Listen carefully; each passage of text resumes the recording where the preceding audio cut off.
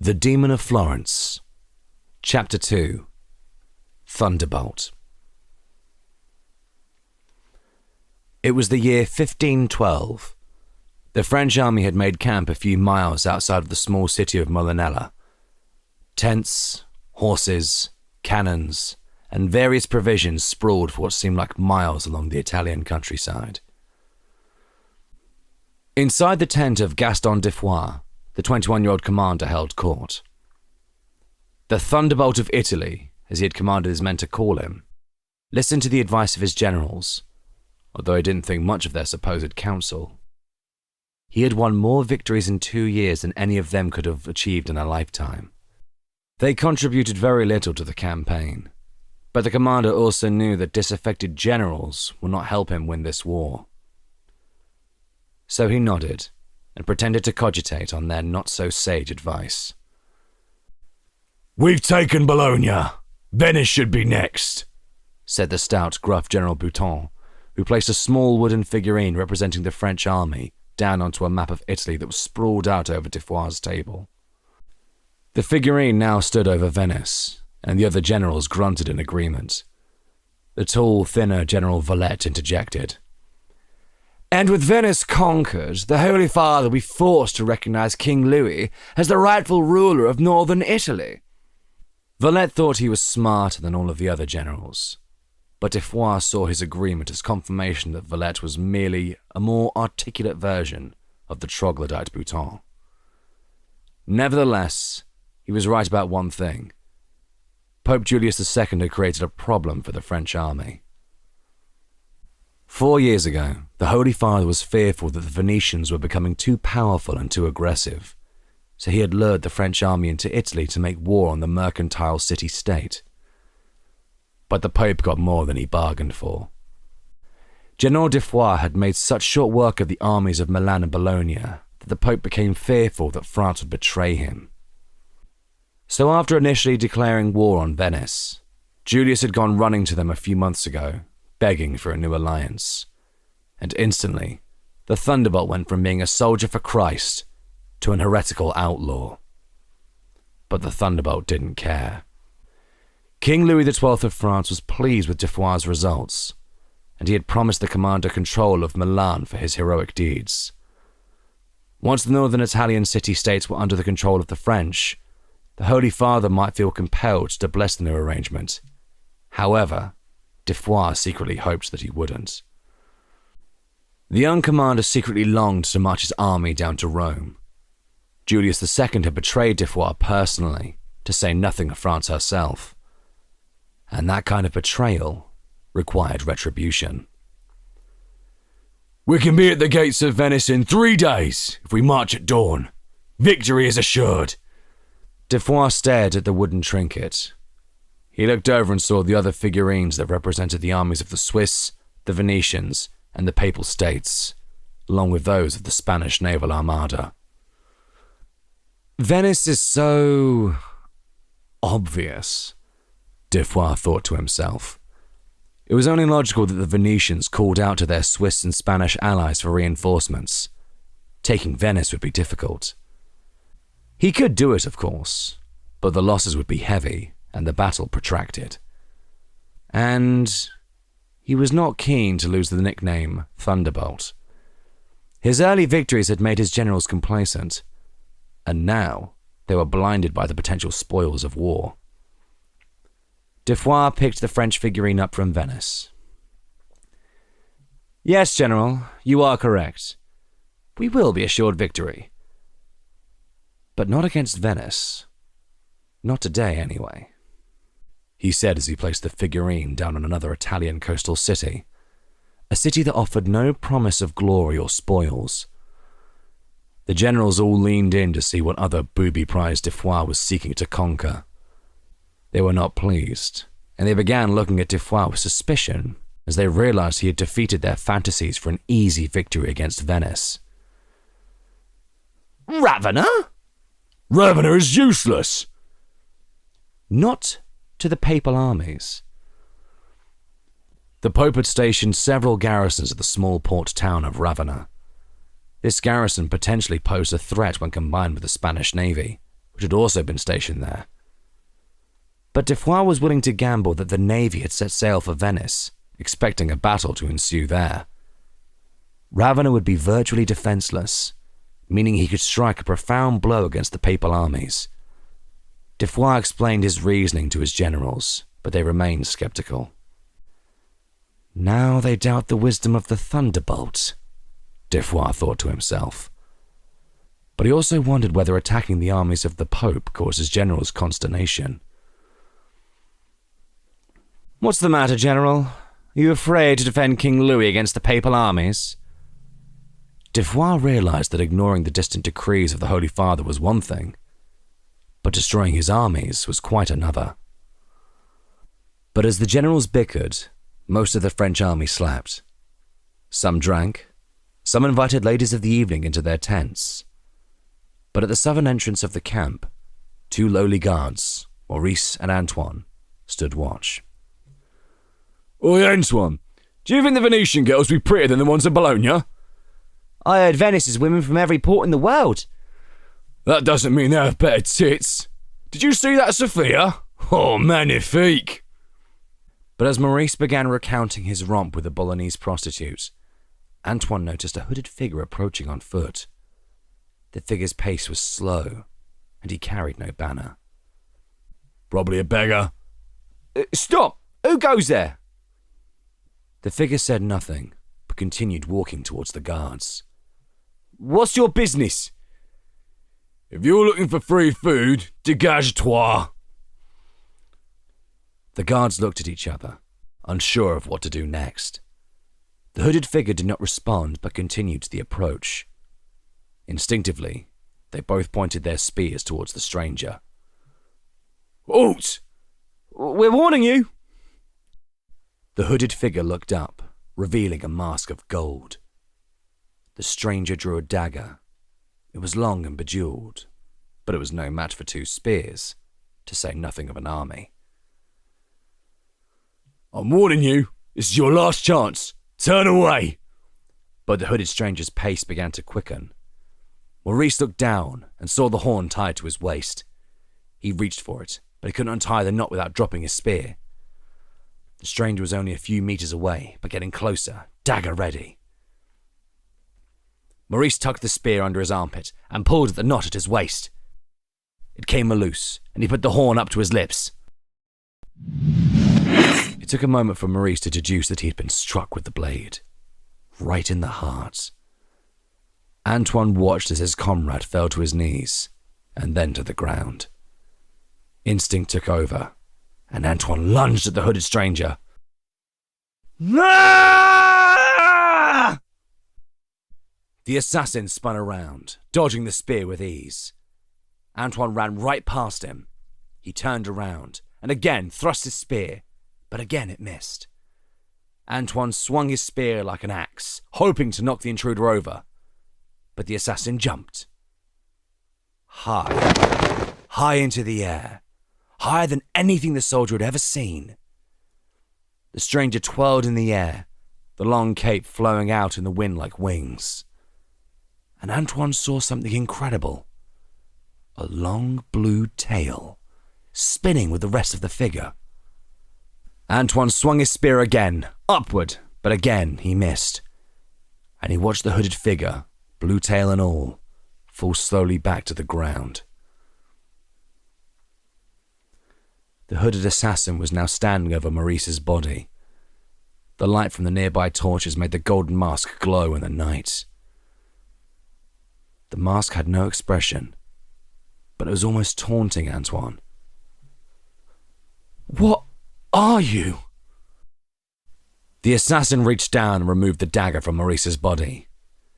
Antoine readied his spear for another attack, but the assassin jumped. And in the blink of an eye, the golden mask went from being 2 meters away to being practically on top of him. He felt the dagger enter his chest. Pain went through his body. His heart began racing. He clutched his chest as the assassin removed the dagger. Antoine fell to the ground. His breathing was labored. His heart was racing. He could feel the world spinning and then going dark. As he lay dying on the ground, his last sight on earth was the blue tail, slithering behind the assassin's long robe, like a serpent making its way into the French encampment. Generals, my decision has been made. And what if the Spanish Navy is still there? Then they'll watch their friends die from the safety of their ships. But Commander, They would be fools to face us on an open battlefield. Foix didn't know if General Valette actually agreed with his plan, or was merely trying to ingratiate himself at the expense of Bouton. Commander! Commander! Foix's squire, Alain, hurried in out of breath. What is it? 2 guards at the south entrance were found dead. Murdered. an assassin? The Venetians, no doubt. It appears they brought the battle to us. Sending assassins was low, even for the Venetians. But now was not the time for debate. The young commander sprung into action. General Bouton, ready the vanguard. There may be an army approaching. General Valette, ready the archers and the cannons. Alain, sound the alarm and fetch me my armor. The generals scattered. Men cried out in the distance, waking their comrades. Horns could be heard in the distance. Foix ran to the southern entrance of the camp and consulted with the other soldiers. No one had seen or heard anything specific, much to his annoyance. Now I know how the Bolognese commander felt right before I took his city. Foix ordered scouts to immediately fan out and begin searching for approaching armies in various directions. Foix knew that any scout that didn't return signaled an army was approaching. As he walked around the camp, too many of his men were still asleep. To arms, men! To arms! Foix raced back to his own tent to suit up. But he heard a scream and saw that it came from the tent of General Bouton. He ran inside and saw Bouton laying on the ground. Foix knelt down to see what had happened. Bouton, you all right? But Foix realized there was nothing he could do. Blood was streaming out from a cut along Bouton's throat. The general could not speak. He pointed eastward. He tried to utter something, but the words could not escape his throat. He gasped a few times as the life drained out of his body. Foix could feel the rage build within him. He ran out of the tent and grabbed the nearest soldier. Spread the word. There's an assassin in the camp. Arrest anyone who doesn't wear our uniform. But Foix knew that many of his troops were still asleep or were still in the process of getting ready. It would be hours before he could do a thorough search of the entire camp. By that point, the assassin could have killed any number of his people. But killing a dozen men wouldn't put a dent in his army, which boasted 20,000 soldiers. He's not intending to murder the whole army. Only me. Foix cursed himself for ordering his subordinates to spread such wild rumors about his conquests. His intent was to frighten other armies into submission. But the rumors had worked. Naples and Genoa had stayed neutral throughout his campaign through Italy. But he'd also painted a target on his back. Foix instantly realized he was unarmed. His squire Alain had taken his armor and sword to the blacksmith for repairs. Where is that useless brat? Foix turned to a nearby infantryman. You, with me. Foix didn't explain anything to the soldier. He didn't want to appear cowardly, but he needed guards. He dismissed the pangs of fear that were creeping into his head. He justified his sudden need for nearby guards by telling himself that he knew he could take any mercenary in a fair fight. But the Venetians wouldn't have hired a mercenary to fight honorably. They were playing to win, by any means necessary. Ow! Foix's internal deliberations were interrupted yet again. He and the infantryman ran into another nearby tent. Mercenary dog! But Foix found no assassin in the tent, just an older lieutenant and a young woman, both naked and now caught in flagrante delicto. The infantryman began to giggle. Foix threw him an icy glare, which shut him up. He looked back at the lieutenant, who was now clearly embarrassed that his screams had inadvertently summoned the army's commander. The wench threw my back out! The woman shrugged as if to say, I was only doing my job. Foix shook his head and turned and left. Find General Valette and have him report to my tent at once. But give me your sword, soldier. The soldier handed over his sword and departed. Foix swung the sword a few times, readying for a fight. He approached his tent with caution. He could hear men scurrying around him, but none were nearby. He entered his tent cautiously, holding his sword tightly. But he only saw Alain, sitting at the table next to the large map of Italy. "Alain, my armor?" But the squire remained still. "Alain?" Foix touched the boy's shoulder, but his squire fell over to the ground. "Alain!" The boy was dead. Foix instinctively began looking for puncture wounds, but there were none. No blood. Foix looked around for the assassin. He saw an expressionless golden mask in the corner staring back at him. "You treacherous dog! You'll pay for what you've done tonight!" Foix saw that the hooded assassin was holding out the small figurine representing his army, holding it with a freakishly large glove. The assassin flicked the figurine across the room at the commander. Foix dodged, and the wooden trinket landed on the dead squire. "Calm yourself, Gaston. He's trying to goad you into doing something rash," Foix thought to himself. "My guards will be here any moment." You can scream for them if you want, but it wouldn't be very thunderous, would it? Foix knew the assassin was playing to his vanity, and that voice was undoubtedly female. But that female had murdered one of his generals, and who knows how many others. The smart thing was to play for time. "Who sent you? The Venetians? The Swiss? Pope Julius himself? They're all going to pay after tonight." I rarely say this, human, but you underestimate your value. "I'm not going anywhere." Foix readied his sword. The assassin pulled out her dagger. Foix relaxed his knees, shifted his weight from side to side, readying to dodge a flying blade. But to his surprise, she dropped the dagger to the ground. With her large hands, she gestured for Foix to come to her. "Arrogant witch!" Foix lunged at the assassin, swinging his sword. But she was fast. She dodged every swing. His sword collided with plates, chairs, wooden beams, but he couldn't strike this woman. "Are you afraid to face me?" The assassin cocked her head to one side. Again, her large hands gestured for Foix to come to her, taunting him. Foix raised his sword, but the assassin did not budge. He brought the blade down as hard as he could. Foix felt the blade strike, but he was stunned. It hadn't cut into her body, but only her hand. She was gripping the sword's blade in her hand. He leaned and pressed forward, trying to cut through her, but he couldn't. Her grip was too strong. He saw blood ooze from the glove. He pressed and pulled, but she had his blade firmly in her large grasp. Foix stared into the golden mask, trying to make out what kind of woman could do all this. He heard the next blow before he felt it. Some sort of thick whip had whirled through the air and struck him in the chest. The commander hadn't seen anything coming, but nevertheless, the impact with the ground had proved he had indeed been hit. The fall knocked the wind out of him, but he maintained an iron grip on his sword. The female assassin leapt towards him. Foix thought he saw a streak of blue come from under the assassin's robe, barreling towards him.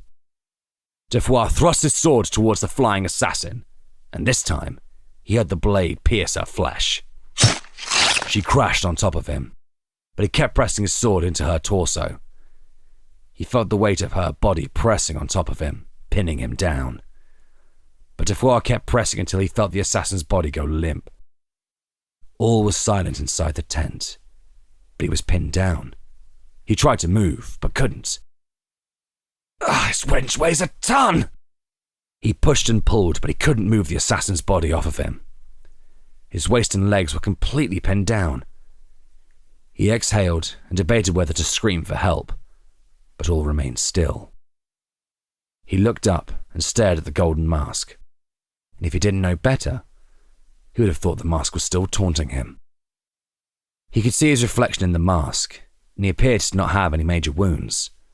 Not on his head, anyway. And as he looked into the golden mask, he wondered what the face of this woman would look like. He surmised that only a hideous woman could have that kind of strength and such large hands. But he wanted to see for himself. He reached up towards the golden mask, curious to look upon the assassin who almost killed him.